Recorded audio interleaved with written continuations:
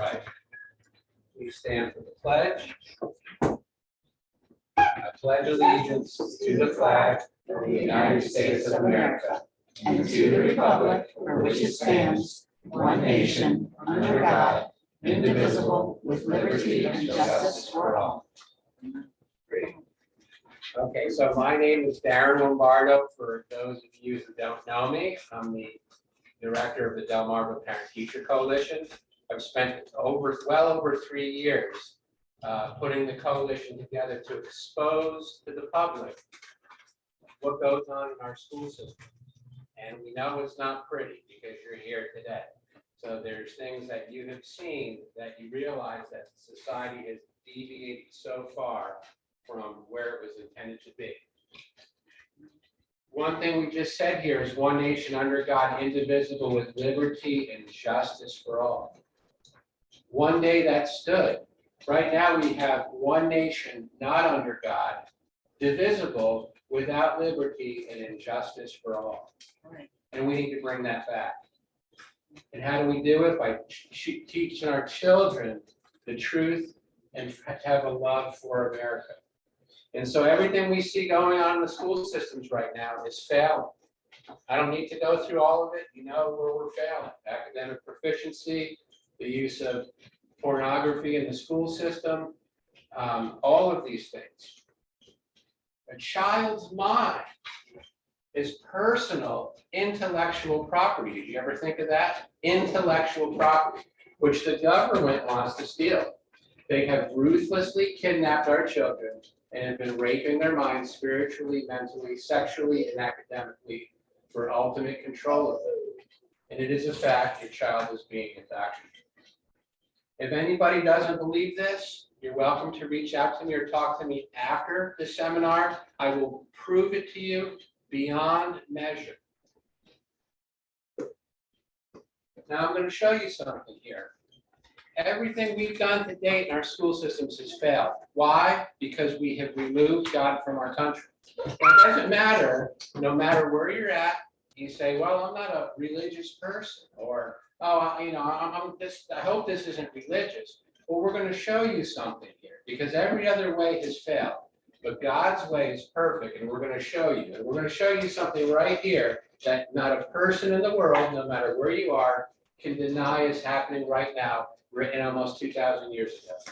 But know this, that in the last days, perilous times will come, for men will be lovers of themselves, lovers of money, boasters, proud, blasphemers, disobedient to parents, we all know that, unthankful, unholy, unloving, unforgiving, slanderers, without self-control, brutal, despisers of good, traitors, headstrong, haughty, lovers of pleasure rather than lovers of God, having a form of godliness but denying its power. And from such people turn away.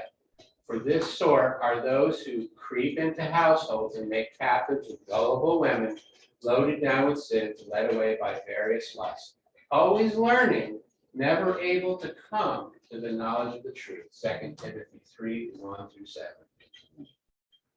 Since COVID-19, there has been a great awakening to this, all of this, resulting in a mass exodus to the public school system where parents are choosing an alternative education option for their child.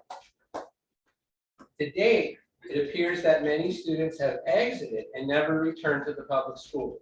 Newly released data shows that last school year, the number of homeschoolers jumped again to 44,931. That's nearly a 62% increase leaving the public school system from 2019. In Maryland, we have, this is average in Maryland, by the way. I can tell you here in Wycomico, they get a per pupil cost of about $21,000. They say it's about $14,500. It's $21,000. I'll show you the math. Worcester County, about $22,000. They get a little more per pupil. That's the per pupil cost up here. 44,931 students that left and went to homeschool. That's homeschool, 44,000. So that's using this number up here. It's much more for Wycomico, much more for Worcester County. This number will show $700 million been pulled from the public school system by those that chose to leave. So right now, as long as the kids are there, it's funding what they're doing to our children. Don't wait around for school vouchers. We hope this will happen someday, but I'm gonna tell you, no matter what, there will never be school vouchers without strings attached. If it comes from the government, they'll say, we'll give this to you, but you have to agree to teach this, this, this, and this. If we find you're not, we're gonna pull it from you. No matter what happens to those conditions, I'm just saying, you need to not rely whether we have, if it comes and there's no strings attached, great. But when we trust God, He will provide for what He'd have you to do. And I can tell you, you don't need a school voucher. You only have one school choice. There's to be no more lines in the sand. You hear that term all the time, drawing lines in the sand. Well, sand could be going like this. You can knock the line out, or the tide could come in and wash that line and redefine it. So I like to say lines in the concrete. It's time to draw the line in the concrete that no one can touch and no one can move. And that, we go to Jen. I'm sorry, not Jen. We go to Mark.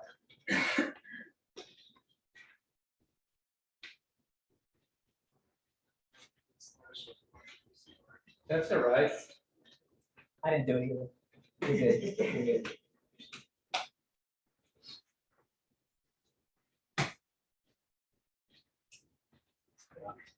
Take the podium, have fun. I'll start this timer, so we've got like 10 minutes. Hello, everybody. My name is Mark Zockoll. I'm the head of school at Seaside Christian Academy. It's in Ocean City, Maryland. You think of where Baja is, you think of where the outlet is, there's an access road between, and we're on about 27 acres behind that, owned by Ocean City Baptist Church. This house, Seaside Christian Academy.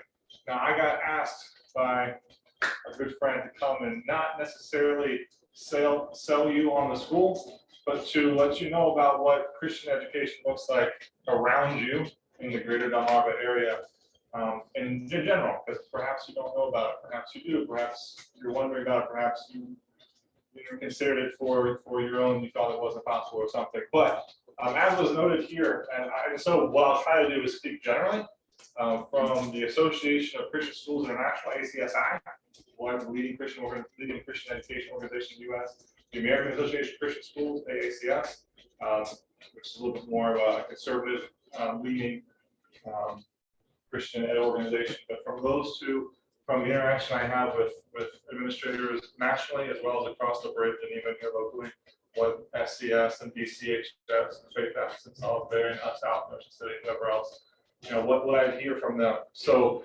before you mentioned the Exodus, so to speak, I would say that my time at Seaside started 3 years ago. Prior to that, I was in administration elsewhere, as well as being an adjunct at different universities close to us in education.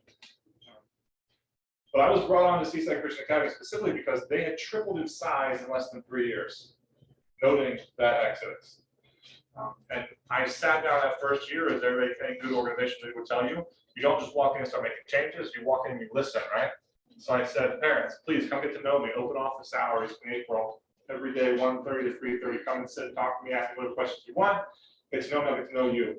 Over and over and over again, what I heard was many were brand new families to the school. They'd only been there for a year or so. Why? Well, because Seaside, they got back to school faster. They didn't make them wear masks. That was a big deal then. But more and more, what I heard were two things, and the first being, Steve Decatur, it's not the same place when I went to school there.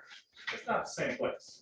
I didn't realize that it's not the same place until I actually saw what came home with my kids during COVID. I didn't realize that Delmar isn't really the Delmar that everybody said Delmar used to be or still is or whatnot, until I saw even Parsonsburg, even the little ones. Stories of the flags they would see in classrooms that they were highly uncomfortable with, but you never heard of the Christian flag in the classroom. Stories of, and I'm just telling you now, these are the general themes I heard over and over from those parents who came to us. So I extrapolated that out to my peers elsewhere. Same story. It's the same story. And as was evidenced on the slideshow previously, the numbers supported in Maryland, and they definitely supported elsewhere. Maryland, the further south you go, the more you see those numbers jump. But they jumped north of us as well. They jumped nationally. our schools, praise God, have grown. At the same time, there's, why is that happening? What's going on? Well, what's going on is there were many who came to understand in a way they had never understood before, or at least had not taken the time to come to understand exactly what was being promoted to their students. So that being said, what would make private education, specifically Christian education around you, different? I don't know what your experience may be with Christian education around you. I don't know what your desire may be for your family in it or whatnot. But yes, certain of the schools around you are homeschool umbrellas, so you don't have to go for the state. If you are interested in homeschooling, there are options for you. You can go to the state website right now and see. In the state of Maryland, you have to be under somebody. And there's a long-standing one on the Western Shore that a lot of families I know go to, but there are also schools within probably where you live that offer themselves as homeschool umbrellas. I know there's one in Salisbury. I know there's one, we are one out in Ocean City. I know there's others as well in the area that offer an alternative to the state oversight of going to the Board of Ed, even though the Board of Ed probably won't talk to you that much. They probably won't interact with you that much, depending on who you are, where you are, and which one person they have going to visit. But I'm not here talking about homeschooling. I'm here talking about what Christian school has to offer you. A lot of parents came to or realized, I told our teachers, I even had a teacher who had never brought our kids to the school, and then she decided she wanted to come on as a teacher where she had previously been. I've never received more public school teacher resumes than I have in the last 3 years. It's incredible how many of them want out. They see the money and they're like, maybe not so much the money, but there has been crossover and lots of it, even past the money, even though it's a half pay. There's lots of teachers who are also saying, this is not for me anymore. I'm burnt out because of what I have to deal with. I'm burnt out because I'm teaching 25 to 30 students at very small elementary levels. I can't tell you what everybody else is, but our class is probably going to be over 20 per student. And really the goal will be for us around 18. And there's a difference in, and again, going back to what that teacher said, there's a difference in what I would call a critical alignment, okay? Any good educator across this nation who's done their Salisbury University training to get their degree, they would tell you if the home and the school can be on the same page, that student has a chance to thrive, seriously thrive. If the school is promoting what the home is promoting, or they're just at least lined up, that student is well on their way. But divorce home doesn't matter, or whatever home doesn't matter. If the school, if the parents are supportive of the authority, if the parent is supportive of authority, that student, by the numbers, will thrive. What we're doing is taking a step past, and what we've done since these schools were founded is taking a step past that. The critical alignment is not just we want you to be a good citizen, and we expect that what the public school is, what the school in general is offering you by way of curriculum is appropriate. What we're saying is no. We have common critical alignment, which is the Word of God. And we say, parents, you know what we're going to teach, and we're going to do this not without you. You've been following even what's been promoted from the DFCT, Delmarva Parent Teacher. Yeah, there we go, the other way around. We've been following even that. The amount of just openness with, we're divesting the student from the parent. We're divesting the student's education from what the parent wants to control. Come here, change your clothes here. Be who you are here. Then change your clothes back and go home. Do that. We do not want to do that. We want the parents. Our tagline is Church, Home, and School working together. We do our best to interact, bringing pastors in from the area who are from supporting churches of life and practice to what we're doing, to parents coming in and seeing, promoting parents coming in and seeing what they're doing, making sure parents are involved when there is a need of discipline, when there's need and encouragement, whatever happens to be, making sure that is, again, critically aligned. So it's not just a general alignment between school and home, it's an actual alignment based around the Word of God. Based around the Word of God. Everything from the curriculum utilized. It's not a general, even an appropriate but vapid statement in English textbook of Tommy walked to school today, find the subject and verb. Hopefully, what we're doing is even in those opportunities, we're using textbooks which might have the story of Jesus as the base for some of those English exercises.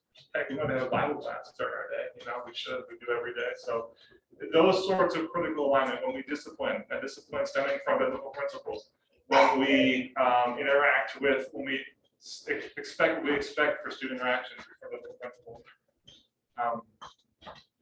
I was asked to comment on cost effectiveness. I know there's someone coming to speak about the financials as well, because for many that could be the highest, the biggest obstacle. I won't take a ton of time. I'll tell you this.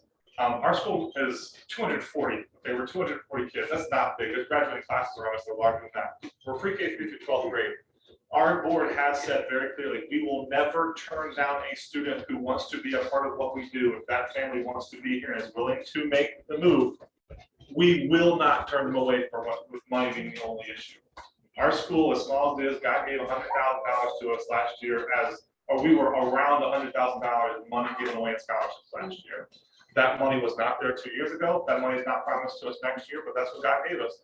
And we gave away almost all of about $5,000 or $6,000 of it. The schools around us, and I could go to the different ones, again, not trying to just make this a Seaside thing, but I could go to the different schools around and offer you very, very clear financial aid opportunities from each one of them. And from, again, knowing those administrators, going to those administrative luncheons, sitting with the ACSI, gathering to those, the boards are the same. They would say, if the family is pursuing after something, if they're making this exit plan, if they're pursuing after what they believe to be God's will in their lives, we will make a way for it to happen. I tell you, I've never met someone trying to get into Seaside or other schools that I know of who's been turned away because of money. It might take some finagling, it might take sacrifice, but what else what more appropriate thing we sacrifice for? Sorry, 40 minutes, 40 seconds over, so I'll stop there. But I'll be around for questions afterwards.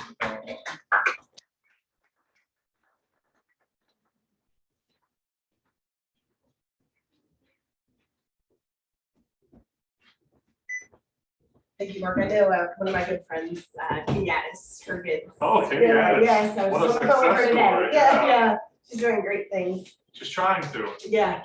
She's trying to. Being stymied, but she's trying If to. anybody hasn't heard her recent news article, who was it? What radio station? WMBT.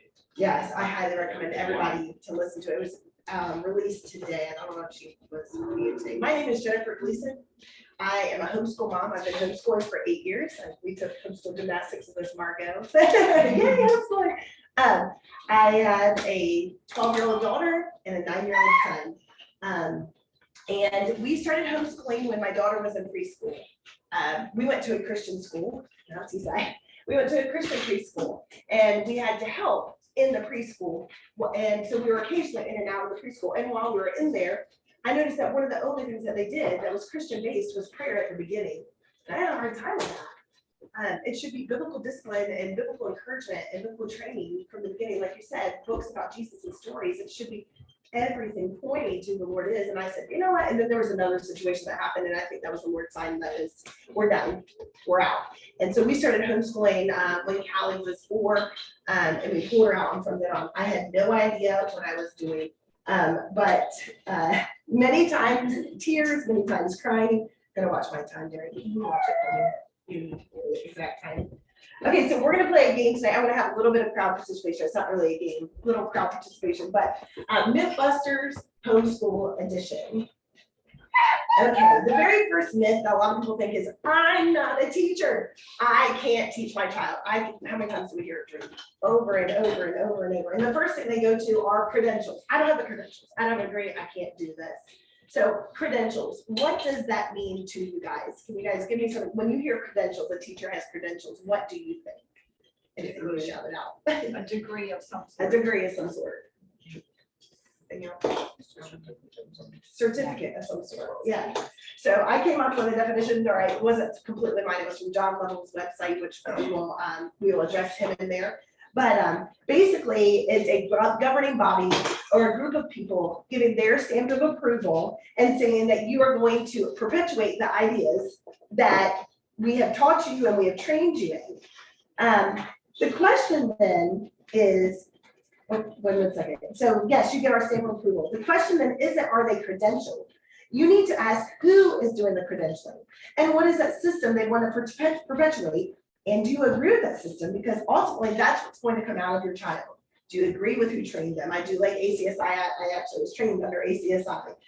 It's very good. But think about your public school system. Who is training them? What schools are they going to? Who is giving them who is giving their stamp of approval and saying you can go forward now? Because what's going to come of that result? The result is the ideas that they have been trained in and perpetuated in. And that's what's going to, we're going to twiddle our thumbs and wonder when they get to a senior, why did I raise a little communist? How did this happen? When it's filtered in their mind all day long. If you were talking, I want to change the question then to also, is if you were talking about actual qualifications, what I would think of is who's the most qualified person to educate your child. It's whoever thinks that the young person is a genius, whoever loves that child, whoever cares about that child the most, and who wants to open up doors for that child. And when that's the definition, nobody has better credentials than who God has given you to, who God has given to you for you to disciple. He picked out the perfect child for your family. He knew what you needed, he knew what they needed, and that's who he picked out for you to disciple. So the next thing, so crowd participation. What did you teach your child before they turned 4 or 5? What are some things that you taught your child to do? You call them out. Walk, yeah. Talk. Yes. Potty training, how to clean up, bicycle, how to brush their teeth. My question now is, I hear people say, oh, I can't do it. I can't teach them to read. You taught them how to potty train? That was one of my worst parent fails. Like, I feel like, are we still potty training our moms? So no, but why do we let 5 pieces of wax on a cake determine that we can never educate our child from here on out? Think about what you guys have done and what you have taught your children. So if children started school, oh, by the way, this is from the Tuttle Twins, Jeff Graham. I will admit I've not done my research on Jeff Graham, but Tuttle Twins put this quote out there. If children started school at 6 months old and their teachers gave them walking lessons, within a single generation, people would come to believe that humans couldn't learn to walk without going to school. Think about this. Think about a system that you were educated under. And it educates us to the point where we don't think that we can educate our own kids. They educate us, then we go, yeah, we can't do that. Problem. What is going on here? Okay, so I will say that Heidi, St. John is a homeschool mom of 7. She's been homeschooling for 27 years. I call her my mentor. Yes, I have met her, but she doesn't know I stalk her too. I listen to her every day because when you homeschool, you do need a support system. And I feel like her podcast is just 20 minutes a day, and it's just refreshing of the struggles that she went through. And you can say, I can relate to that, and gives ideas, encouragement. She is actually on the Homeschool Legal Defense Association, the HSLDA, who goes to bat for us in Annapolis, and also is your lawyer. If you choose to homeschool, this is one of the first steps you'll join is the HSLDA for your legal protection. But Heidi St. John, okay, Darren, here we go. I have a clip from her podcast. And I want you guys, this is on the qualified. I want you to hear what she has to say. Check that. Ready? Here we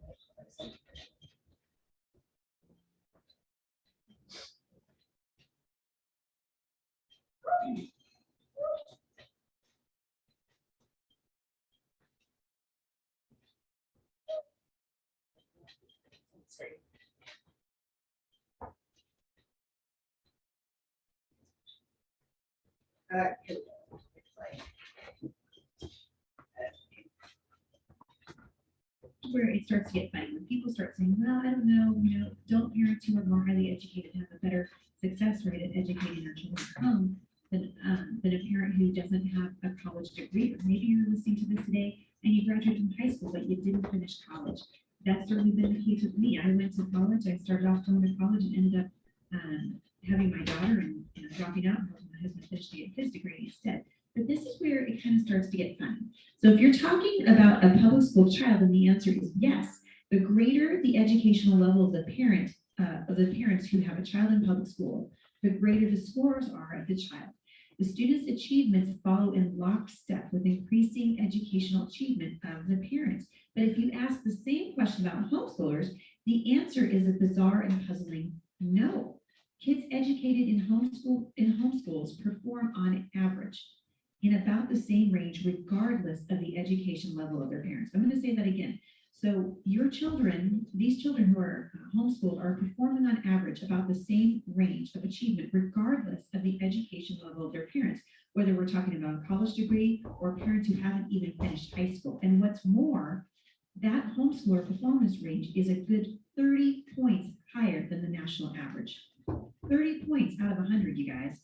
So if the first set of data on the public school kids was all we had, you'd be perfectly comfortable proclaiming that the more educated the parents, the greater the academic success of the kids. And in fact, for years, people made that statement with great confidence. But once the homeschool student achievement data was presented, that statement cannot stand, and it seemed completely disabled. So what new conclusions can you draw from this statement, which encompasses both sets of numbers? Are you ready? So check this out. If you're considering homeschooling, a child's academic achievement is not tied to how much education the parents received. It just isn't. I found some of these statistics over at NERI, and I'll link back to them today too, the National Center for Home Education Research. And my friend Brian Ray, who's been doing research over there for NERI for many, many years, has done a ton of research on this subject. And these are where a lot of these statistics come from. But I can tell you in just personal experience and in anecdotal evidence that I have seen from, I know literally hundreds of families that homeschool their kids, and this is absolutely the truth. So what does make a good teacher? So you're listening, you're going, man, I don't know if I'm qualified to teach my kids or not. So now I hope that you understand that your qualification, your ability to teach your child at home is not based on how much college you've had. It's actually not even based on how much education that you've had, period. So I'm hoping to help. Okay, so if you wanted to write that down, it's NERI, NHRI, which is the National Home Education Research Institute. Sorry, I have a terrible cold going on right now. And if you needed some more backup, if you're just not sure, and you want to feel more comfortable on research, that's where I would go to find more research and statistics. And there's plenty of other places too. Okay, next.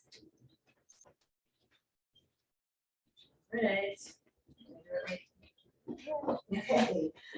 All right. And this. Okay, this is the next slide here is, this is one of the most convicting verses that I came across. A disciple is not above his teacher, but everyone, when he is fully trained, will be like his teacher. We're planning on moving soon, and that is one of the things that I want, not after 4 years, not a scary dance. So, but this verse is something that I want to put up in our school room, because when you stop and you think about it, do you want your child to become like the teacher that's in their classroom when you don't even know what their favorite color is, nor what they had for dinner last night? And then you're going to trust them. That's so much faith to trust your child with a teacher you don't know even their moral basis or where they stand. And when you look at it, when I read that verse as a homeschool mom, I get heavily convicted when I see my daughter snapping at my son, thinking, hey, I just did that to my husband just an hour ago. So it's a very convicting verse in multiple different facets. But I absolutely, that is a verse to put up and ponder and think about. Heavily convicting. So myth number one continued. I'm not a teacher. I can't teach my child. We went over credentials. This is a speed through homeschooling. I think Darren's going to do a homeschooling night where we can just break down some more. Also, I hear it's too hard. Yep, it is. It is one of the hardest things that I have ever done, and I have nothing to refute that. But I will say that nothing worth doing in this life is easy. If it was easy, then everyone would do it. Another one I hear is, I just don't have the patience. Yeah, neither do I. Yeah, it's hard, you don't want to do it. In fact, when you think about it, when you can go back for those who are women who are expecting your child, and I remember that either, I actually had a cesarean, and I remember thinking, oh my goodness, I am so scared. And it was like, buckle up, buttercup, because what am I gonna do now? That is the same situation. So the question turns from, it switches from a patience question to a perseverance question. And wanting what's best for your child, the patience part will melt away. All right, if we can look at the quote, we might know who this is. This man. Got it, Thomas Edison. Did you know that he was homeschooled? Yeah, this is sad. When you've exhausted all possibilities, remember this, you have it. Myth number 2, I cannot afford an alternative. We just can't afford it. Now I'm gonna leave that to my husband, who is going to be speaking on finances. I love what Seaside was talking about up here. I haven't heard many Christian schools say that, and I love that about giving away $100,000. But research. Also keep it simple. You don't have to have a thousands of dollars curriculum box. Keep it simple. Early readers, your preschoolers, 30 minutes. School does not need to be 8 to 3. It does not need to be Monday through Friday. That's what the government has put in their heads and propaganda. Put it out, get it out. Now what we do, we're about 4 hours a day. That's it. And we have a 6th grader going into 7th grade and then a 4th grader going into 5th grade. That's just when you count into the fact, well, like not count into the fact that we've done homeschool gymnastics or we've done choir, but 4 hours. And we don't even school every day. Monday through Thursday is what fits our family. Unbelievably, Maryland has one of the most liberal in the term of laws where we are free to do a lot with homeschooling. And that's why we need to be members of HSLDA and continue to pray and have our lobbyists up there fighting for our rights in homeschooling, which is completely, really free. It's unbelievable.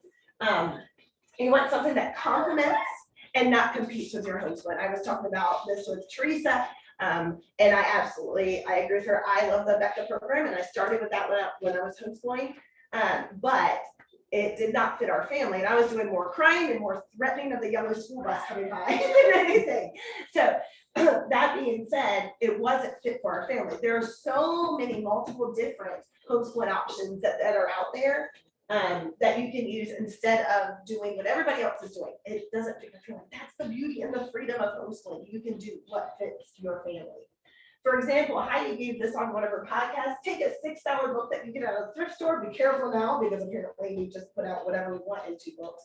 I don't recommend the public library at all. Take a $6 book and make it a unit from it. Lean into what they're curious about. For example, my daughter absolutely loves the constellations. I look up and can find the Big Dipper, but she can point out Orion and all the 3 sisters. I don't even know, but from that, you can do math, you can do science. You can even take it further and go into history with the Greek gods and goddesses and learn about that. So you can take a book and make it what you want. And I can tell you, they're learning a lot more with that $6 book than what is happening down the road in the government school when they're being poured into propaganda.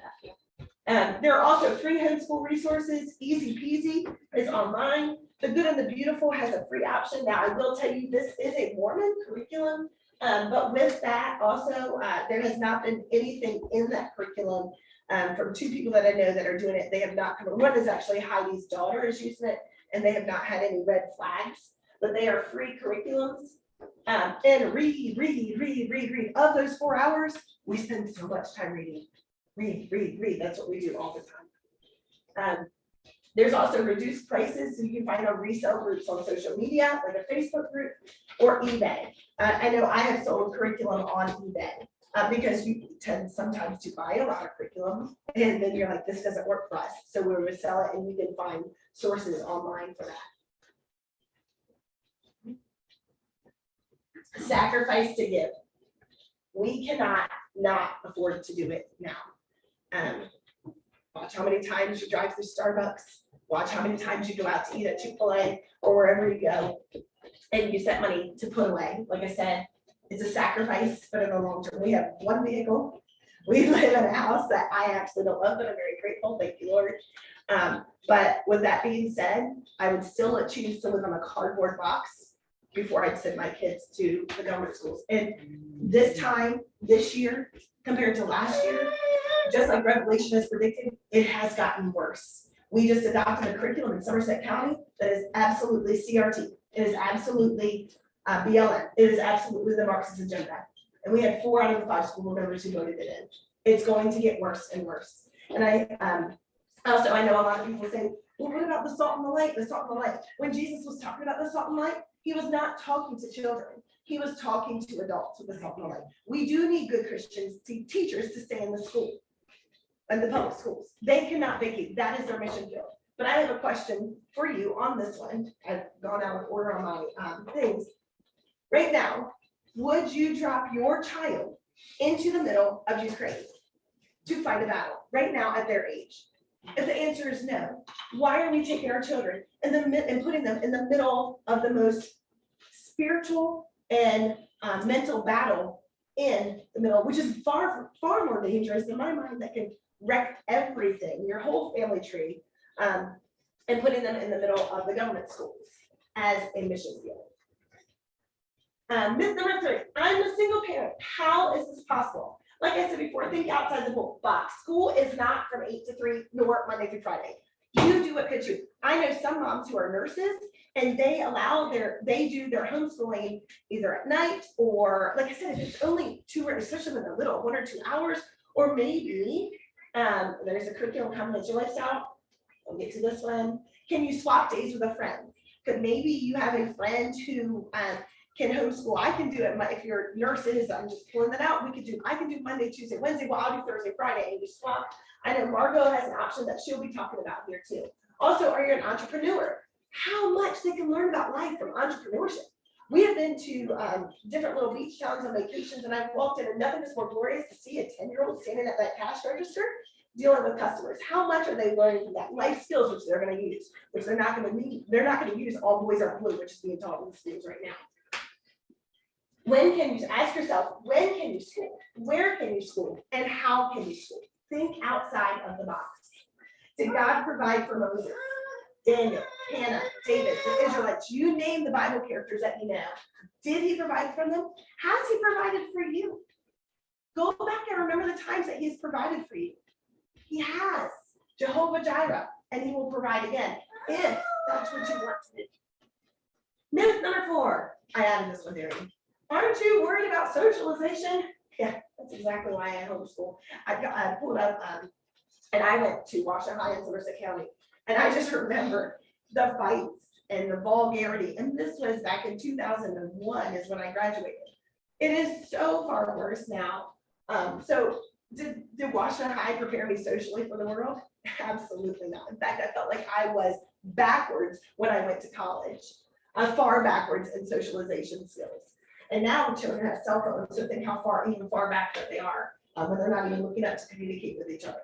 The idea that children need to be around many other youngsters in order to be socialized is perhaps the most dangerous and extravagant myth in education, in child rearing today. Here it is. Peers the same age navigating through life. If we can go back to Titus, I think it talks about the older women disciple the younger women. Right now, think about your friends right now. Name your top 3 friends in your head. Are you guys the same exact age? Mine aren't. Then why are we hustling through at the same exact age? And because when you get out in the real world, that's not who you're socializing with. We have kids that are like, we homeschool. I mean, our homeschool gymnastics class ranged from probably 4 years old all the way up into a 15-year-old. And they were able to socialize and talk to everybody that was there. What about they're weird. Yeah, if you're weird, your kids will be weird. And I'd like to say that we aren't weird, but we probably are. So that's probably why our kids are weird. But when you also stop and think back to when you were in high school. or middle school, think about that really weird, odd kid.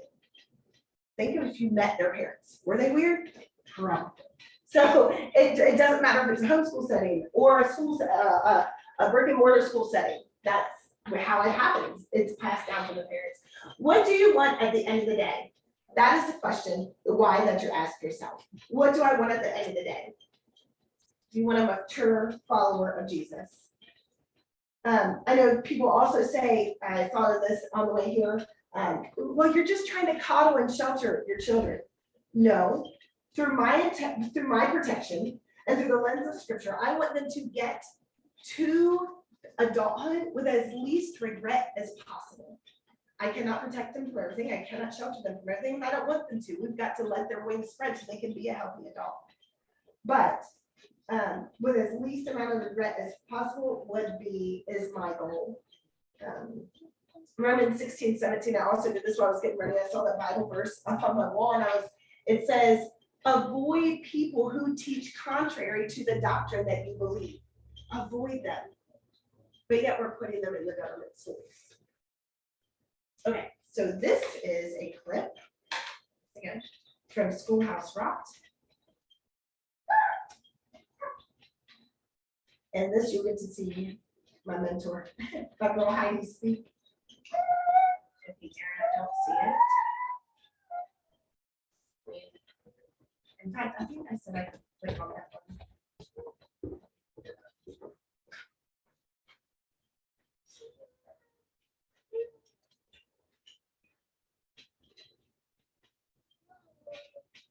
Yep, there it is. Stereotypes of that consider to be unsocialized, which one of the reasons that a lot of people choose not to homeschool, even though they might feel like they're being prompted to do it, is because they have so many misconceptions about what homeschooling is. And they see the negative stereotypes, they think their kids are going to be unsocialized, which everyone knows is not true. What are some of the misconceptions that you had coming into homeschooling that you now look back and you think, not at all, that's not at all what homeschooling is? Every idea I had about homeschooling was wrong. Every misconception that I had was a standard misconception. The first one was socialization, right? What about socialization? And I always tell parents, that's my favorite question. Oh, please ask me about socialization. And so I get asked about it on airplanes a lot. And as soon as someone finds out, oh, I'm homeschooling, not only have I homeschooled, but I've homeschooled 7 children, right? And they'll say, aren't you worried about socialization? And I say to them, yes, I am absolutely worried about socialization. That is why I pulled my daughter out of public school.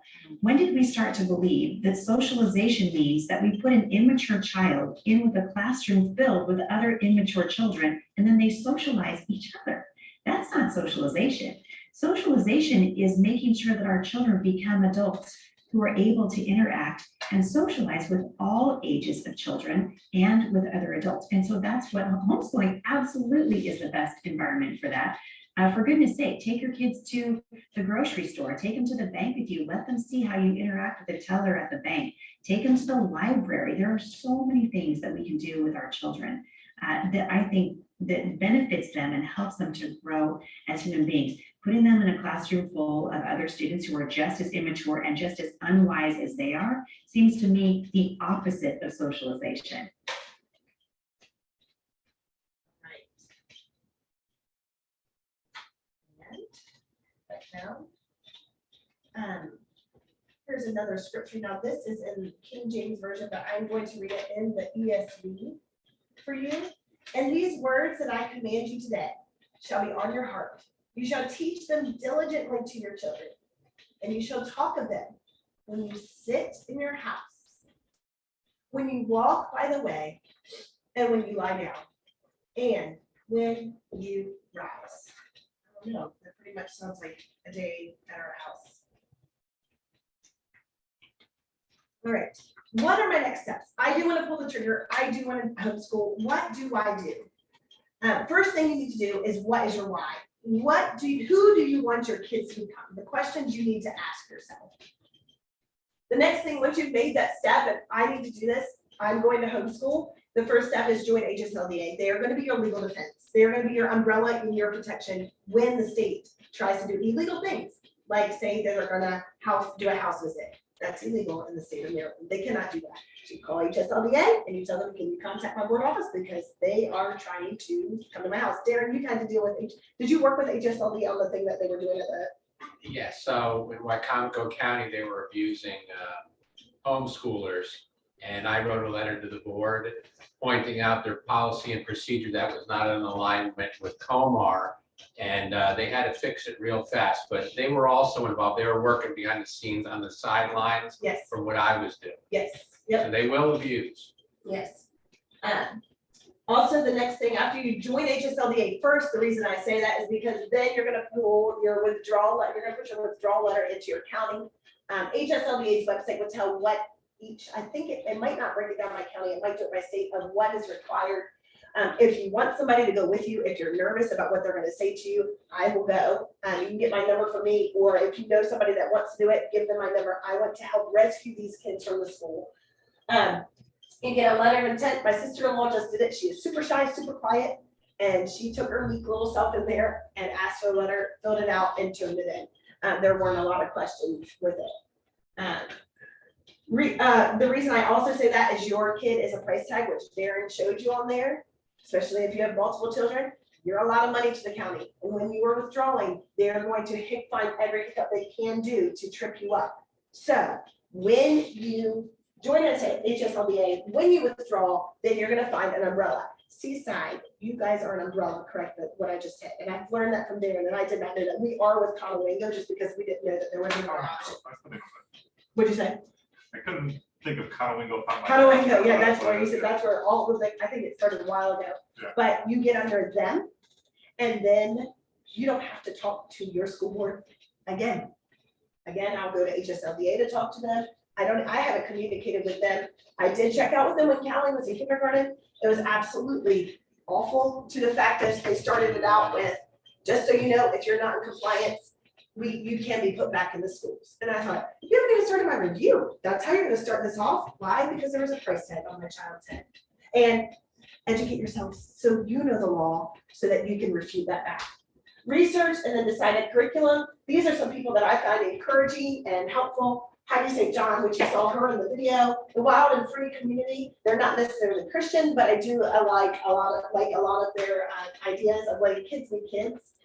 Ginny Urick, she's 1,000 hours outside. She also, all of these have a podcast. I highly recommend downloading them and finding a couple that you want to listen to. John Lovell, for the guys out there.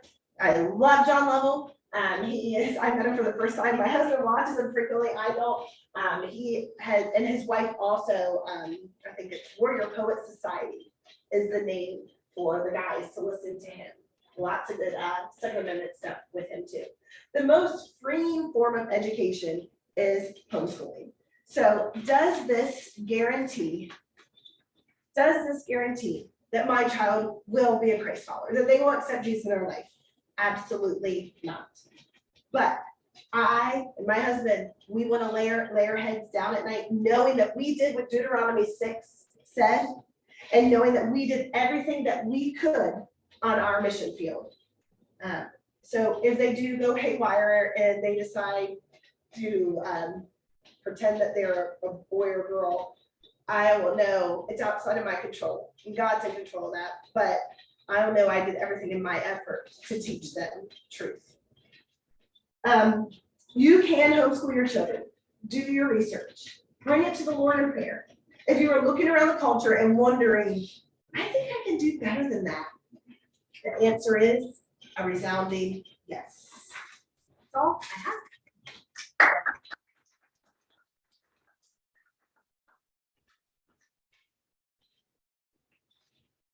Actually, I'm gonna use that. And this is a lovely Margo. Darren, can I just go to the website? Sure, go ahead.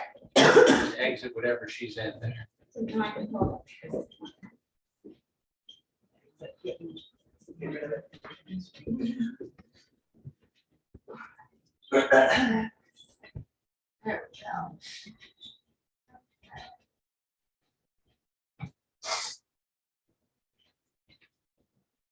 Okay, so Hi, my name is Margo McCarthy. I have launched Active Minds SBY, and I wanted to talk to you guys a little bit about what I do and how I do it, and we'll go from there. So first, a little bit about me. I am a teacher or gymnastics coach turned public school teacher turned homeschooling parent and business owner. I kind of rolled all those things into one ball of a business. So what I do is I facilitate homeschool academics that parents have chosen, researched, set up, and I run my program out of Galaxy Gymnastics. I have gotten a child care center license. I'm not a school. I'm not a co-op. I am a child care center, but I work with homeschooling families, and we have structured get your work done time, and they get to do it with the tutoring and support and structure of, I do have the credentials. I have a master's in special education, taught in the schools for so many years, and I know how to help kids move forward with their academics. So I'm kind of an in-between. Often on one hand, you've got full-time school, public or private, or on the other hand, you've got full homeschooling. And for a lot of families, neither one of those options are the best fit. And so what I've created is an in-between. I run part-time, Monday through Thursday, 8:30 to 12:30. The students come to me. They get, we do a Bible verse, calendar, weather, news. We've got some group schools, so they learn some of those classroom skills, how to wait your turn, how to raise your hand, how to, interact with a non-mom teacher. And then they've got an hour of a block to get their work done. And this is where it's still homeschooling. The parents have chosen the curriculum, and they send them to me to get it done. My program works best when parents choose an online self-paced curriculum like Time for Learning or the Academy or Omega. There's lots of different ones, and I've got a whole review sheet that I've worked up. So the parents have chosen the curriculum that works for your kids, what you agree with, as far as what lens it's going to put on history instruction, all those sorts of things. And then the kids come to me to get it done. And because we're in a gymnastics gym, after their 45 minutes or an hour of academic time, they've got half an hour of recess in the gym, regardless of whether it's raining or snowing or nasty. They get that active time. One of the reasons I chose to homeschool, I still 8 hours a day, much less 3 small children. I just found that unreasonable to ask kids to sit still and have such structured regulations for so many hours in a day. And you're 100% right. It does not take Monday to Friday, 8 to 3 to get your schoolwork done. So my sort of program, why you might choose homeschool academic facilitation. So the parents do retain their ultimate voice. I'm not the teacher. I'm not taking away your parental authority. You have chosen a curriculum. You send them with their work. And for a lot of the curriculums, let's say you want to use, I'll use Time for Learning, for example. Let's say you want to use Time for Learning's reading and math, but you want to teach Tuttle Twins at home. Okay, send them to me with their reading and math, and you do their Tuttle Twins at home. You can set it up however you want it, and you send them to me to get some of their work done. It's a smaller environment. They get the opportunity to build friendships, but they're not lost in the crowd. My environment is inherently small. Right now, my space at Galaxy, I'm only licensed for 8 students. Galaxy's working on busting down some walls so that I can physically have a larger room. I'm also talking with Altitude to potentially run a program out of the trampoline park there at Altitude. But it's not going to be huge. And needs are met less by policy and more by common sense. Now, I do have policies. I have behavior policies, I have a whole contract, I have policies. However, I have one student, for example, who's on the autism spectrum. And when he starts to get frustrated, he loses his mind and he'll push his computer away and put his head down. Okay, put your head down, have your meltdown, take your minute. And when you're ready, we'll move forward again. And that's okay. You can't do that in the public school classroom. Having been a public school teacher, I can't keep moving forward with my lesson when there's a kid having a meltdown in the back corner. It just doesn't work. In my environment, it's okay. You can do what you need to do. There's a little more flexibility. Siblings can be educated in the same space, knitting that family unit together and teaching students to interact with children of different ages. I love how much you brought that up. I find that very, very valuable. Some of the students in my program right now, on paper, I work 1st through 5th grade, but I've got 2 students who are in middle school because they just needed to be there. And so the 13-year-old girl and the 8-year-old girl are becoming besties, and it's good and it's healthy, and that's fine. So students are, they're allowed to move through their learning goals at their own pace. It's natural motivation. They get to be self-directed. They know that if they choose to focus and get their work done, they're done sooner and they can go play. And it's so much better having been a homeschool parent and a public school parent than me standing over them, making them work a whole hour and a half of block, as opposed to, here's your assignments, get it done, let me check your work, I want to make sure you're understanding and you're passing. Then when you're done, I've got art, we've got music, we've got the gym, go play. They move through their work and motivated their focus because they know there's a reward waiting for them at the end. They are allowed to and encouraged to get up and move. Exercise fixes everything. I say that jokingly, but it really does. Kids cannot sit still for hours and hours, and it's just when they have that time to get up and be active and be energetic, they learn better. I provide structure. Sometimes as a homeschool parent, creating a structured environment in your home is one of the biggest challenges. A lot of people, home is a place of rest. Home is a place of play. Home is a place for fun and family, and a lot of parents have a hard time creating a structured, scheduled environment. But a lot of kids need that, and so I can step in and provide that for you. We've got the structure, we've got the scheduling, the support. And I am a trained and educated teacher for whatever value that does or doesn't bring to the table. And having a special ed background, I can understand, oh, this kid's struggling with dyslexia, let's turn it a different way. This kid's struggling with some autism symptoms, let's work with it this way. So I've got some of that background. Well, for the love, homeschooling parents get some time off. One of the hard things about homeschooling is you're with them all the time. And I love my kids to death, but the time off is nice. And that's just a perk of using my program. I deliver reporting support, get documentation of academic progress, field trips, extracurriculars. I'm taking lots of pictures, I'm sending pictures, and you can report to the Board of Ed or your umbrella group, but you've got documentation, and that's just so nice. I have never had a problem reporting to the Board of Ed because I've got documentation, my ducks are in a row, we're good. They check me off, yep, moving forward, good. So it helps. So yeah, that's me. My bachelor's degree is in family life ministry from Lincoln Christian College, and then I got my master's in special education from UMES. I've always coached. If your kids have ever taken a homeschool gymnastics class at Galaxy, I'm probably their teacher, and I love it. I love doing that. So at this point, that's about it from the website. So right now, I am the only person in this area doing anything like this. It's a new thing.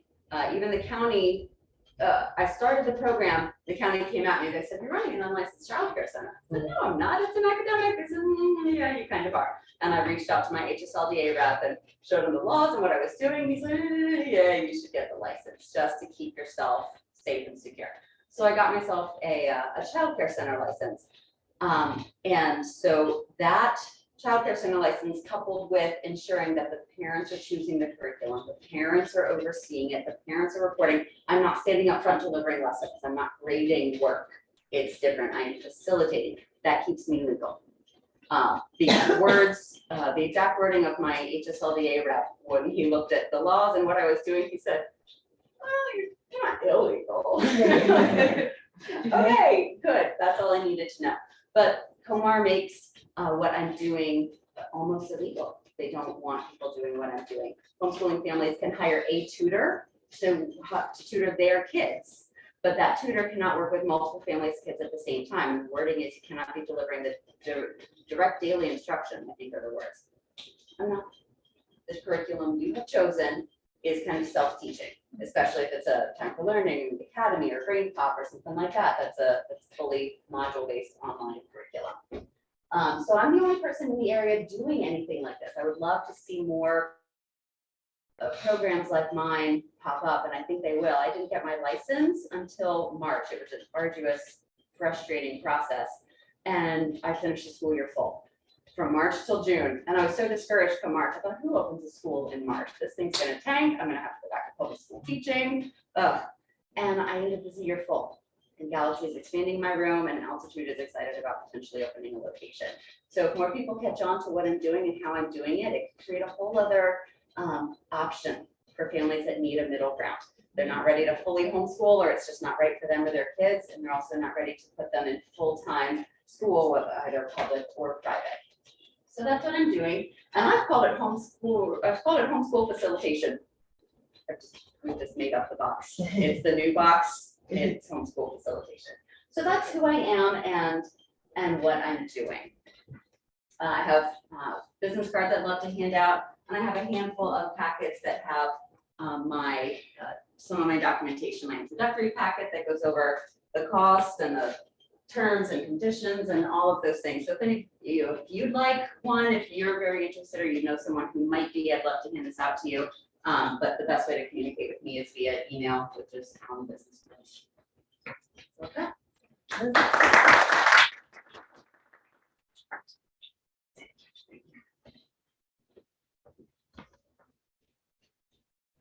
Does anybody need to take a break? Do you want to keep rolling? Is everyone all right? Keep rolling. Keep rolling, go for it, Andrew.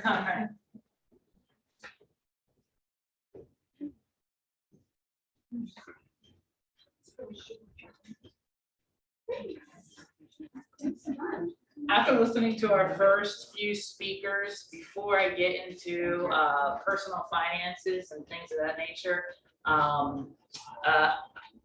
think I want to mention something before I get into it. I listened to all these incredible options where there is a Christian school that's not going to turn you away just because of finances. They're going to say they're going to work with you and figure it out with you. Yeah, it may take some sacrifices. You heard from my wife who spoke about yeah, it's going to be hard, but go for it and do it. And then we just heard, hey, there's hybrid options. There's help there for you. You don't have to go in alone all by yourself. And it reminded me of 12 years ago when I started my career as a traveling consultant. And when I walked on, I didn't even know this portion of the industry existed when I was hired. And when they pulled me on, I was in training. And at the beginning of the training and at the end of the 11 weeks of training, I felt that I knew less at the end than at the beginning. And so my higher ups were now going to send me to client sites around the United States and say, hey, this guy's your expert in everything in our product. He's going to guide you through everything. He knows it. Go for it, Andrew. And I remember in the very beginning being scared to death, going, any minute now, I'm going to get the phone call and they're going to realize that I am a fraud and I know nothing and they're going to fire me. And I was actually telling this to my manager at the time, good old Vinny, a hardcore New Jersey guy who now lives in South Florida. I'm telling him, I'm like, look, they're touting me as the expert walking onto their territory with their business, and I'm the expert. I said, all of our bosses, they're liars. I know nothing. And he just looked at me as I was saying that. I'm like, what am I gonna do? Like I was a complete wreck over. And I remember he looked at me and went, just one day. You just have to be one day ahead of everybody else on this topic that you're talking about right now. So with this fire hydrant of information that you're receiving here tonight, start taking the steps. You just have to be one day ahead. So you're not good at math and you have a fifth grader and math is starting to get complicated for you. One day, just stay one day ahead of that lesson and you're going to be golden. So as you take those steps, this wasn't part of what I was saying, but as you take those steps, sure, yeah, we don't know what we're fully getting into. We don't fully understand what we're getting ourselves into. Take one day at a time. Just be one day ahead. That's it. But not my stuff. So what I want to do is I want to kind of tell you a little bit about us and our journey. where we kept Janet home. And we decided we're just gonna do whatever it takes to keep Janet home to raise our kids. And we didn't know what that meant at the time. And we're still drudging through it as best we can.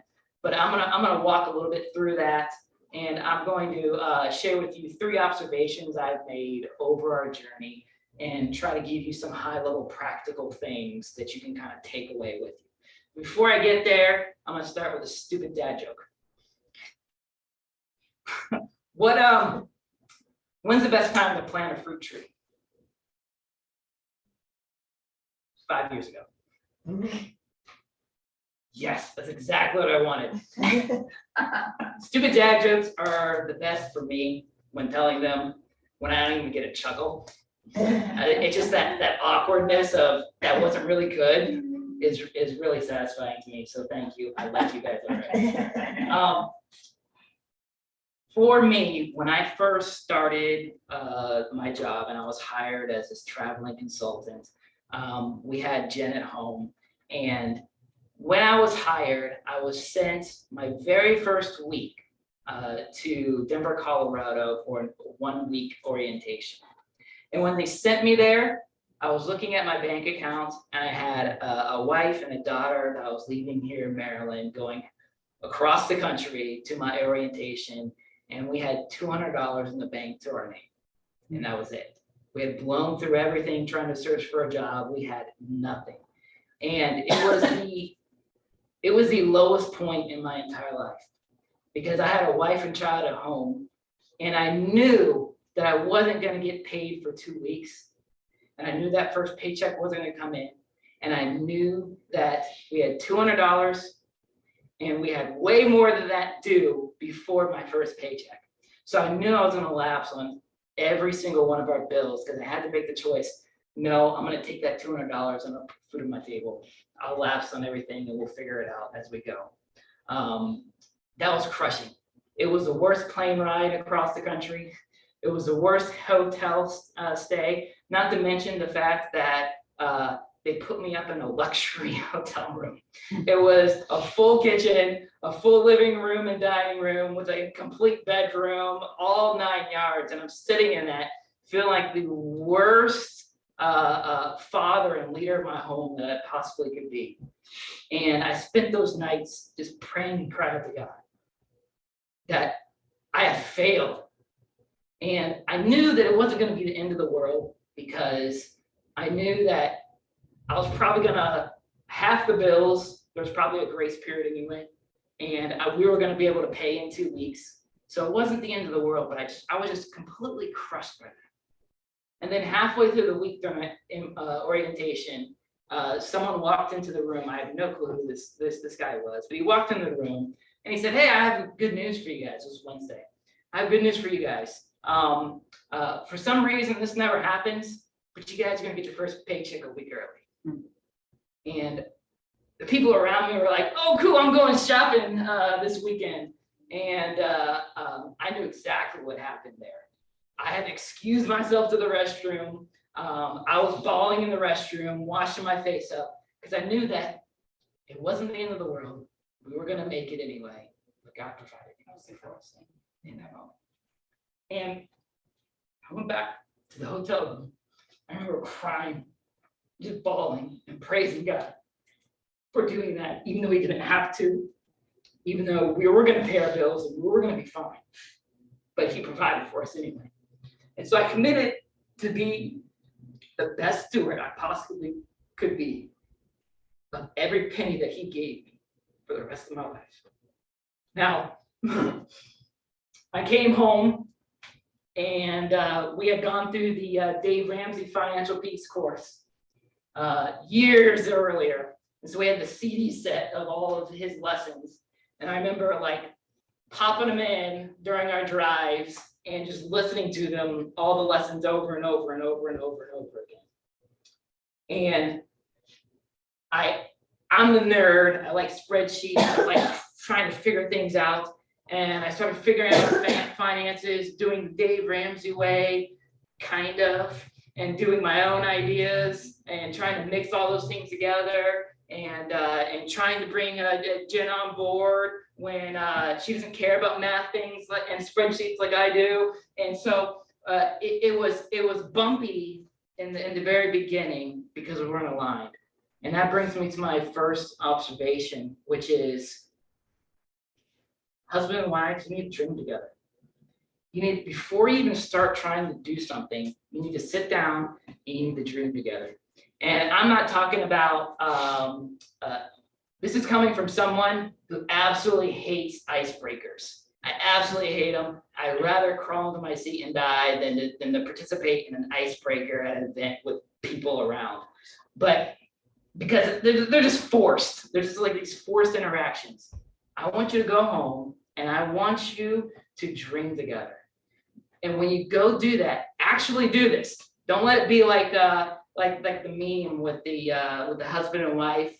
They're in bed and their backs are turned. And the wife is going, I bet he's thinking about other women. And then the guys over there thinking, I was pitching in Game 7 of the World Series. I'd throw a slider on a 3-1 pitch. You know, don't guess what each other's thinking or dreaming. Ask each other. And no dream is too dumb and no dream is too big in this session. Because what this is actually going to do is it's actually going to make your dream, your spouse's dream, it's going to stop being your dream. It's going to stop being your spouse's dream. It's going to start becoming our dreams together. And the most important thing, actually, I'll give you a couple. When we have, this is the dumb one that has no value whatsoever. But the dumb one for me is when we become everyday millionaires, which means what we own minus what we owe equals $1 million net worth or more. I'm going to buy a Toyota Tacoma, not a brand new one. I like the 2004 range. Amen. And so that's a dumb one. But some big ones would be, I would like to hear of a family who wants to adopt, and they're scrambling, selling t-shirts, doing all these dumb things to make $15,000 to $30,000 so that they can bring home and adopt a child. I'd love to sit down and write that check off for them right there. Stop messing with t-shirts. Go get your child. How about this one? When my kids grow older and get married and buy their first home and get their first mortgage, I would like, when the dust settles and I walk into their house the first time and have dinner with them, to sit at their table and write the check for their mortgage so they have no payment and they own their house outright. No dream is too big, no is too dumb or too big in this session. In fact, give me one. Anything. What is a dream of yours? This is crowd participation. Nothing's too dumb. Nothing's too big. You have any ideas off the top of your head? She wants to open a trauma center. Oh. Love it. Absolutely. Any others? I have one. Go for it. I'm the oldest one in here now. I would love to be able to help veterans. And I'm going to. It's not just a dream. I trust God. Yeah. And it's going to happen. I'd love to help veterans that have been through really bad times and are having a struggle. Some are homeless. I don't know if you know what I'm talking about. Yeah. But military, Yep, absolutely. yeah. That's my dream, to help them. You said an excellent thing. I'm going to do that. And that's actually the hook here. Well, that's the way I live. Absolutely. I'm going to do it. Absolutely. And that's the hook. And that is your wife? Yeah, That's Jehovah Jireh, Amen. my provider. Yes. that's right. His grace is sufficient for me. A dream without a plan and without goals is just a wish. That's right. So once you dream together and make our dream, your dreams, their dreams, our dreams, now you can start setting goals and having a plan and walking towards that. And when it comes to finances, what that means is on a monthly basis, you're not gonna let the month happen to you anymore. You're gonna spend every dollar on paper, and you're gonna have a budget before the month begins every single month for the rest of your life. You're going to, whatever your family income is, you're gonna live off of less than you make every single month for the rest of your life. And so once you have these goals set and these plans set, or these dreams together, it is very important that you take those dreams, make them our dreams, take that budget and you make it our budget, because there are so many years where I made the budget and, you know, I came down from the mountain, you know, with this perfect, no flaw plan. And I'd bring it to Jen, and Jen would be like, I hate math. I hate all the stuff that you do. I trust you, just do whatever. At that point, that was just still my plan and not our plan. So we had to actually come together and make it our plan. Do not let these things with these decisions go by without making the budget and everything that goes with your monthly finances our plan. So dream together, actually do it. Don't just fake it or wonder what each other's talking about, but actually do it. It must be ours. Next one is do whatever it takes to execute the budget. Do whatever it takes. I like the Friends, the paralyzed man who took their paralyzed friend to Jesus. If you grew up in Sunday school, you know the story well, you know the outcome. But sometimes I like to read these stories and look at them like I was standing there, and I try as best as I may to kind of forget and put out the actual outcome of what happened, even though I know it, you know, good and well what happened in the story. And so I like to approach those stories like that, where these friends, first of all, Jesus, nobody could find him for a while. And then finally, suddenly they found Jesus, and a word got around town that he's at this house specifically. And the word gets to these four friends who are friends of this paralyzed man. And they took him to this house that they heard Jesus was finally showed up at. And they knew that Jesus had the answers that their friend needed. And so when they arrived, if I'm putting myself there, I arrived, and you start seeing as you get closer to the crowd, and you know there's no way that you're going to get through. And so as they're standing there looking, trying to figure out, Mark chapter 2, verse 4 goes. So as they're looking at that and trying to figure out how to get Jesus when they can't get to Jesus, and they know their friend needs Jesus, they ripped open the roof. I think that's absolutely hysterical, because that's never been heard before. They found a way. I am currently sitting on the. Let's get recorded. I don't care. I'm currently sitting on the Board of Education in Somerset County, and it feels like every single time that they get to the smallest little roadblock, they walk up to it and they go, let's try. All right, on to the next thing. In fact, some of the times I think that they walk up to the roadblock and go, whew, I'm glad there's a roadblock there. I actually thought I was gonna have to do something. Their approach is the exact opposite. I want your approach to finances, to making decisions, to bring your kids home, to educate them and pull them from the schools. I want you to approach those roadblocks exactly like the friends of the paralyzed man approached it. Do whatever it takes. Do whatever it takes to make it happen.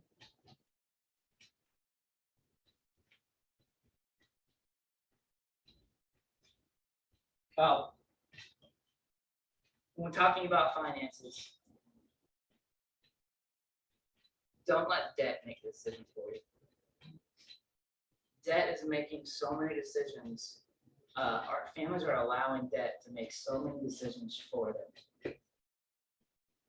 I can't bring my spouse home to raise our kids, because the moment I do that, the moment we lose that portion of our household income, the bills that we're currently paying, the car notes that our mortgage, our student loans, our credit cards, they're more than my paychecks. So we can't bring you home. Do not allow that roadblock to make that decision for you. This is too important of a decision. Clear that debt. You have no idea how freeing it is to not let debt, to be debt free. And not only just student loans, car notes, credit cards, but even your mortgage. You owe no man a single penny. Decisions are way more fun. Way more fun to make. Hey, you're gonna get fired if you don't put that mask on such and such date. On such and such date, if you don't get the jab, you're gonna be fired. You're gonna be rolled right out of this place. Okay. Goodbye. But for so many families right now, it is normal. It is absolutely normal to go, I can't afford this job. And they make the decision like, I have to put food on the table. I have to pay all these bills. Do not be normal. In fact, that's one of the things that Dave Ramsey says all the time. Normal is broke. Do not be normal. Be weird. Do not let debt make the decision for you. And I'll add one more thing to this one. You intentionally and unintentionally teach your kids things every single day. So what do you think your kids are learning from you when you say, I'm not going to owe anyone else a penny ever again? We're going to make cuts and sacrifices for our family, and we're going to be debt free. We're going to bring our kids. Home. We're going to educate them ourselves. We're going to raise them ourselves, and we're going to do all this. We're going to make the sacrifices. Your kids are going to watch that, and they're going to see it, and they're going to grow up and be more affluent than you have ever been, just by watching you do all of those things. Our kids know the condition of the car that we drive. Our kids know the condition of our house. Our kids also know the dreams that we dream together, especially some of the big giving ones. If you had came to me 12 years ago when I had $200 in the bank, and you said within 10 years, you and your wife would be able to give 5 figures at one time, one check, I probably wouldn't have laughed at you, but I would have been like, no way, you're not from the future, you're a liar. I wouldn't have believed you looking at that $200. But like we've said several times in here, Jehovah Jireh, God is our provider. He will provide for you with that. And it's his. Oh yeah, absolutely. Everything that you have came from him, and everything that you have is still his. So we are working to be good stewards of every single penny that he has given us and given charge to us. Here's the last thing. Here's the last observation that I made along our journey up to this point. Ask yourself, how bad do you want it? How bad do you want it? You can do a lot of things if you want it bad enough. If I want my next rifle bad enough, I will find a way to get my next rifle. I will find all the sales, and I'll build it myself. How bad do you want it? How bad do you want to be financially free? How bad do you not want debt to make the decision for you? How bad do you want to bring your kids home and educate them yourselves and raise them yourselves? How bad do you want it? Going back to my stupid dad joke about fruit trees and the best time is 5 years ago. The usual approach is, I wanna plant a fruit tree. Oh, I should have done that 5 years ago. I missed my window. Darn. Your approach needs to be, I should have planted a tree 5 years ago. I realize that now, 5 years later. I'm gonna put trees in the ground every year for the rest of my life. That's what your attitude should be when it comes to educating your kids, raising your kids, and your personal finances. Yeah, who cares if it's a start late? How bad do you want it? Couple practical things before we're done. Don't reinvent the wheel. Take a class. It'll give you accountability.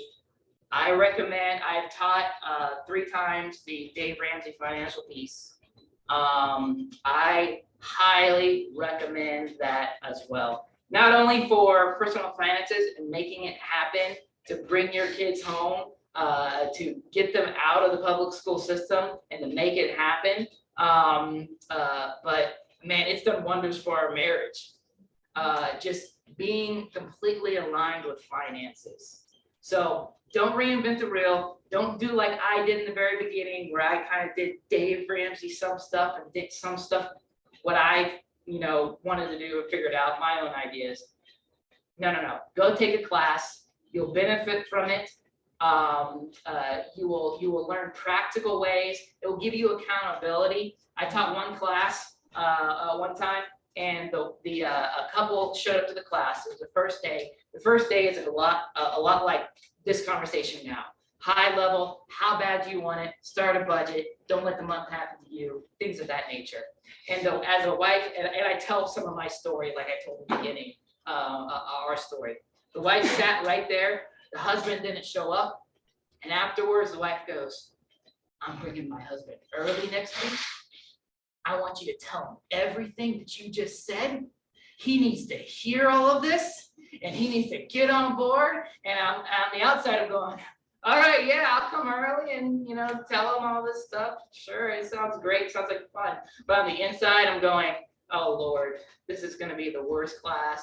This guy's going to be drug kicking and screaming here by his wife. He's going to be made to come. He's going to be antagonist during the class. I'm going to have to pull him aside, and I'm going to have to tell him, hey, keep your mouth shut. You're keeping other people from learning. It's going to be terrible. I dreaded it for an entire week. He shows up the following week. He comes prancing in. He sits down in the very front of the seat. He drops down a stack of paper and goes, we get paid twice a month. All of my bills are coming in before the 15th. How do I work this budget out? I have a truck. I have this much left on it. I want to sell it. Should I keep it or should I sell it right now and put it on deck? Like, he was asking all these intuitive questions, and he was all in the entire time. And that did wonders, not only for us, but it did wonders for the entire class. So go take a class, have accountability. You will see other families going through the exact same things you are going through, and it will encourage you and it will help you along the way. Next one is for my fellow math nerds, if you're in here. Personal finance is not a spreadsheet, and it's not complicated math. Personal finance is 80% behavior and 20% basic math. What you're up against is behavior, is discipline. That's the total of it. And you're not going to be great at it the first time.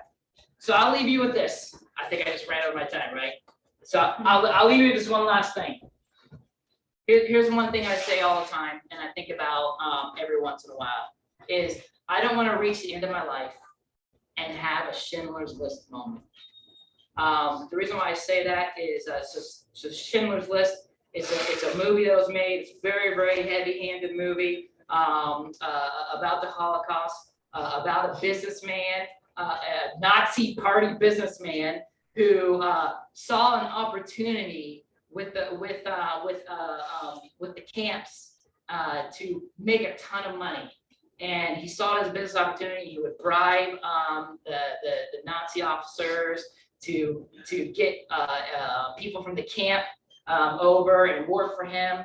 But he started seeing how these people are being treated and how they're being ruthlessly murdered. And he had a change of heart. And it suddenly became not, I don't care about any money that I've ever made. It came about, I need to save one more life. And he over the rest of the war, he spared no expense to purchase another person for his plant, because he knew if he purchased that person, he would keep them from being killed and murdered. And he ended up saving 1,100 people. But at the end of the movie is him walking to his getaway car to escape the Red Army, because he was a businessman. He did profiteer off a war, and there was a good chance that he would be arrested and tried and everything. So he was trying to escape the Red Army and get captured by the Americans. And as he's leaving, all 1,100 people came out to see him. And as he's walking, he looked around and he saw all 1,100 people, and he broke down and cried, because he kept saying, I could have done more. All the money that I've wasted in my life could have saved more people. And he looked at his car and said, why did I keep this getaway car? That could have been 10 more people. Why did I keep this pen? That could have been 2, definitely 1 more person. I could have bribed for 1 more person. I could have saved 1 more life. And when it comes to personal finance, I do not want to get to the end of my life and go, I could have done more for my family. So, takeaway, I know tonight was a complete fire hydrant. And I know I stayed high level when it came to personal finances, but go take a class. How bad do you want it? So.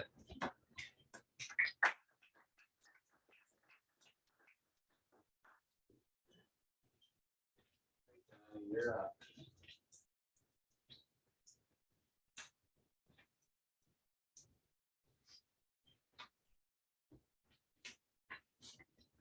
I'm gonna make mine as short as possible.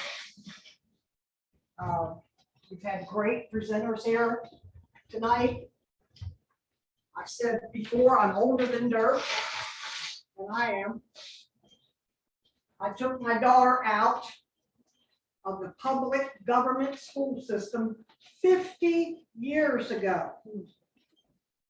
I've been in this battle. I'm battle hardened, battle ready, and I know what we went through. And it wasn't easy. But Jehovah Jireh is my provider. And you have to decide. I wish this room was jam-packed, but you have to decide, are your children your priority? God gave them to us. And when I heard what was going on in my daughter's 3rd grade class at Beaver Run, she came home, she used the F word 50 years ago in the bathtub. And I had to pretend I wasn't bowled over, because back then, I'm saying 50 years ago. And I said, well, Kim, that is a bad word. I couldn't believe she heard that. She had to have heard it in the school. We don't talk that way at home. None of our family talks like that. Next night, she came home and gave me the finger. I said, okay, something's going on here. I said, Kim, that's not nice. Told her. I mean, I didn't know, somebody did it in class. Went to, what's it called when the parents go visit the school in the fall, right? That experiment that year from above, from the communist Marxist teachers, administration, I'm gonna call it what it is, because that is what it is. That experiment that year was open classrooms. Y'all remember that? Probably not. 4 classrooms, 4. 1, 2, 3, 4. And I'm sitting behind her classroom, hearing all this. And I said, okay, when I left there that day, I went to the principal's office. I wish I could remember his name. He went to my church at the time. I was a very young mother. Figure that out. I'm 76. 50 years ago. Young mother. I went to him. I hadn't even talked to my husband. Sorry, folks. Sorry. I said, I will be pulling Kim out of this school today. Today. She will not be coming back. And he knew me. Church. I said, I am not putting up with this. She deserves a good classical education. And she's not getting it here. 50 years ago. Some of you weren't even born. I'm telling you, your children deserve a good education. They deserve the best. God says, train up a child the way he should go, and when he is old, he will not depart from it. How do you train up a child? How? In a pagan, evil, twisted, corrupt, new world order indoctrination system. You tell me. We have pastors. I'm ashamed to say it. It's true. We have pastors in this area. I will not name names, but I'm telling you, they think it's great to have their kids in public school. To be missionaries. Oh, really? That's not what my Bible says. I read my Bible. Apparently you didn't read yours. No, I'm not talking to you. I'm telling you, they are wrong, they're dead wrong. To put your child in the middle of that hell, and that's what it is, on this earth, is wrong.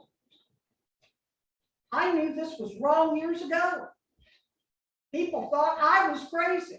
No, I wasn't crazy. I was smart. And where did that come from? It came from God, his wisdom, his discernment, his knowledge with understanding. That's where it came from. We better get our acts together as parents, grandparents, great-grandparents. I'm a great-grandparent. I'm homeschooling a little bit. My little 4-year-old today. We did numbers, letters, shapes, sizes. We did sun comes up in the east, goes down in the west. We did where's the birds? How many birds did you see? That's called homeschooling. That's what that means. All right. Priorities matter. What is your priority? Your children? Is it? Is it really? Better be. Better be. Had 4 parents, 4 in the last 2 months, tell me the story that their child came home from elementary school. 2 of them, I think, were in Willards. And trying to think where the other two were. Doesn't matter. Wycomico County. This was it. Mommy, I have to tell my teacher by Monday, do I want to be a boy or a girl? Do you hear me? That Four. wasn't for school. 4. In the last couple of months, I have a friend who is my partner in crime. She and I worked together for years. If I said her name, some of you in here would know her. She's still a dear friend. We talk about 3 or 4 times a week. We did everything to try to change that public system, that government system. We tried every which way. Do you know the word placate? That is the operative word that they're using. You're being placated. They're giving you a little bit to think you won that battle, but you didn't win squat, and you're not going to win the war. Get them out now. Yes. Not later, now. I'm currently driving a 20-year-old car. I love that car. By the way, I used to sell cars. I was a good salesperson. I didn't rip anybody off, ever. And people loved me because they knew I would tell them the truth. Bad car there, don't do it. They knew I would tell them the truth. Got a lot of customers. 20 years old my car is. I love my car. When we pulled our daughter out 50 years ago, we were driving a Ford Falcon that was so old. So old. The window in the back cranked. Nobody remembers this. And the paint was so old that when you did that, the white paint was chalk. Nobody remembers this. Nobody lives like this. I do. Beans and greens. Great. Healthy. Cheap. Peanut butter and jelly on decent bread. Okay, good bread. Same. Peanut butter and jelly. It works, folks. We lived like that.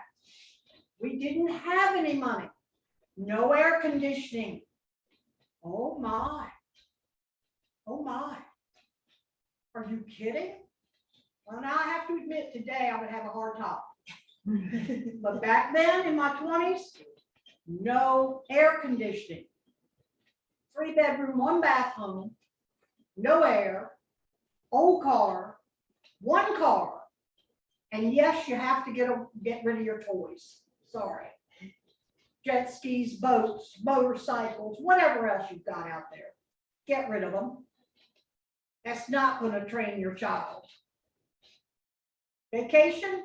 No. Staycation. We stay home. We learn to do it right. Staycation. We didn't have any vacations.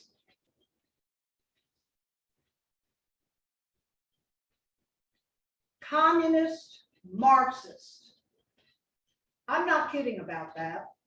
I don't want to go into detail, but UN, Agenda 2130, I do my homework.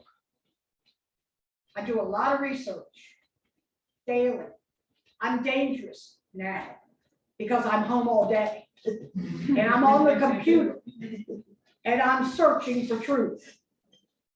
And I have a huge file, all my stuff in my file. Oh my Lord.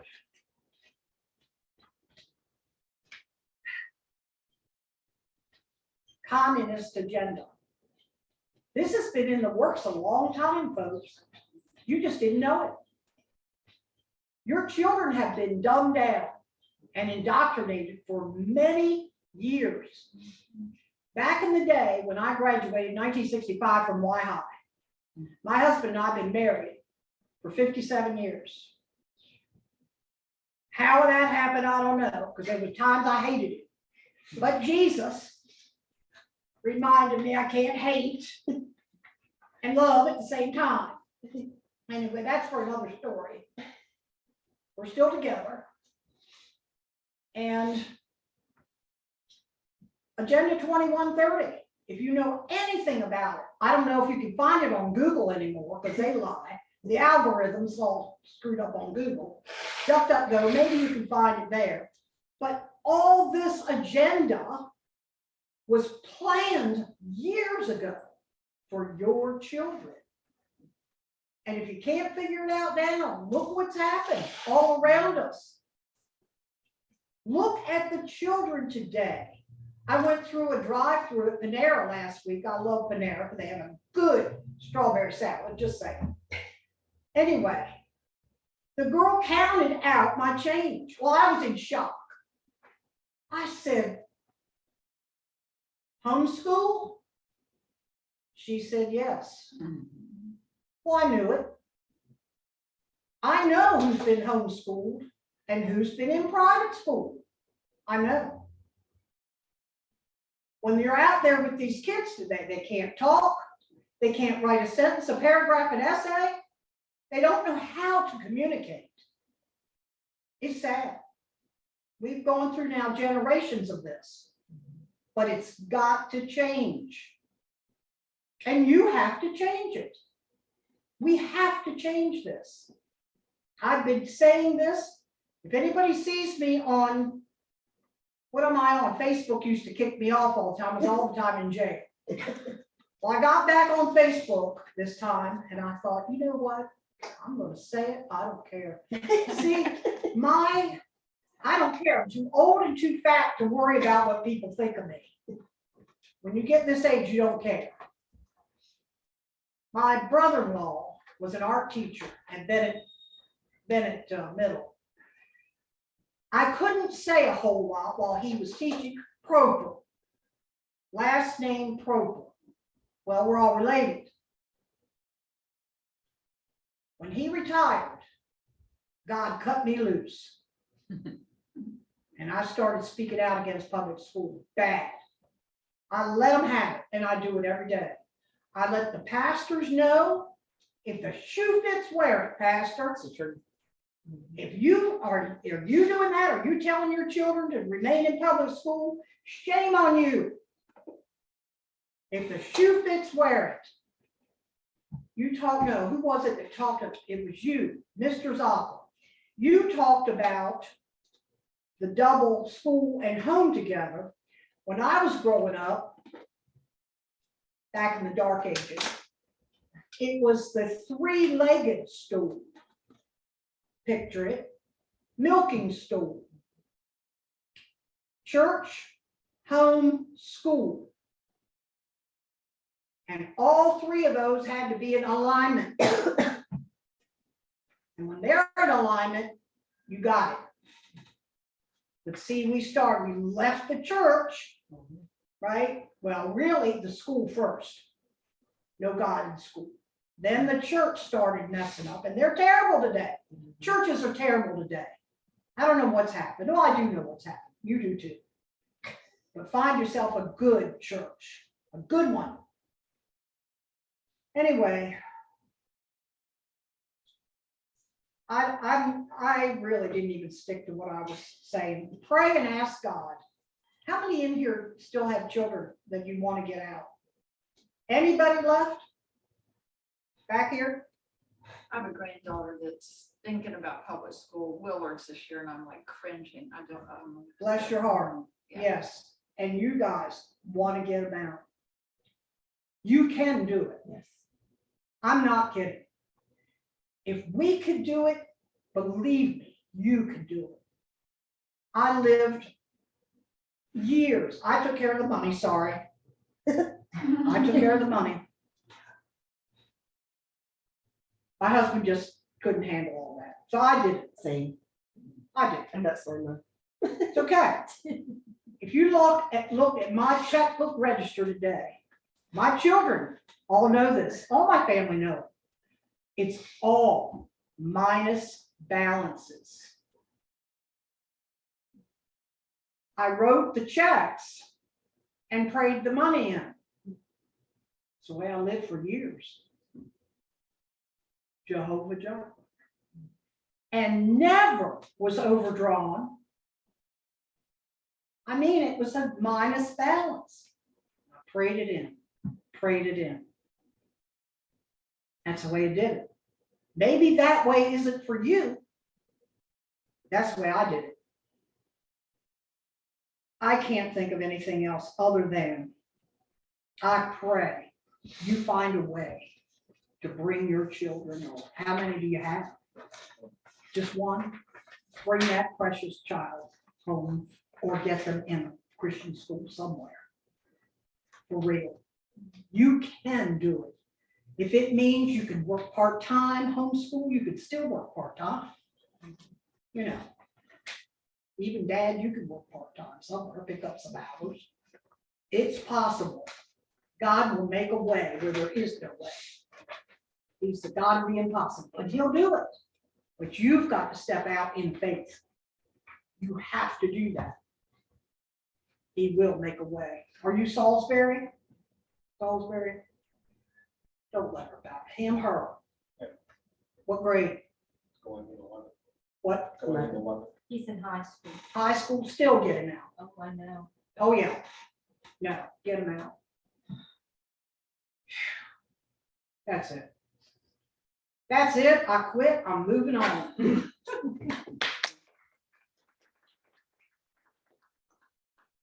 I wish there was more encouragement I could give you, but I promise you, God will make a way for you. And you. Listen, grandparents and great-grandparents, I could cry when I see what's going on today. But I tried to warn everybody. I have tried for years to warn them. They don't like me at the Board of Ed right now. I'm sorry? They hate me at the Board of Ed. Oh, I'm sure. I Over gave the up target. with the Board of Ed. I told Darren, there's no way. The operative word is placate. I got there, I figured them out a long time ago. And it's not working because they placate, am I right? 100%. Thank you. I knew I was. Anyway, Tell you something, the Lord is doing amazing things. And if one person leaves here tonight, just one person, and makes a decision to get their kid out of the public school system, I'll do this 1,000 times. It's all worth it. It's not about numbers. It's about quality. It's what God wants. And I know there's a mass exodus. There's a movement right now. I know.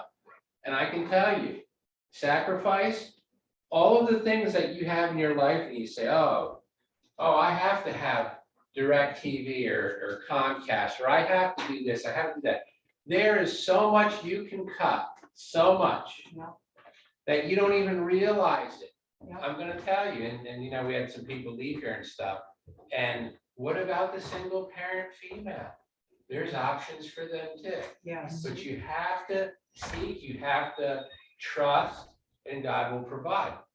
I'm gonna tell you, anybody, I mean, the Delmarva Parent Teacher Coalition has taken a completely different position. It's totally changed. God showed me so much, not to get into details. What Donna mentioned, the public school system is hopeless, okay? And so the new calling is to help children out of the burning building. So if any parent at all says, I want to leave the school system, look at the diverse options, and there's more. You know, we only presented so much, there's more. What a blessing to know you can have a homeschool facilitator. You have people in the community to work with. If you struggle with teaching math, you network. There's a mother that's strong at teaching math. You might be good at history and she's awful with history. You work together. There's ways of doing it. So anybody that makes that decision to leave the public school system, we are here as advocates to help you through that process. There is a way, God will provide it, but you have to trust him. And if you say, well, I'm not gonna trust God, I'm not, I don't go to church or anything, none of that matters. You know what? Everything that's been done to date has excluded God. So you have nothing else to lose but to trust him.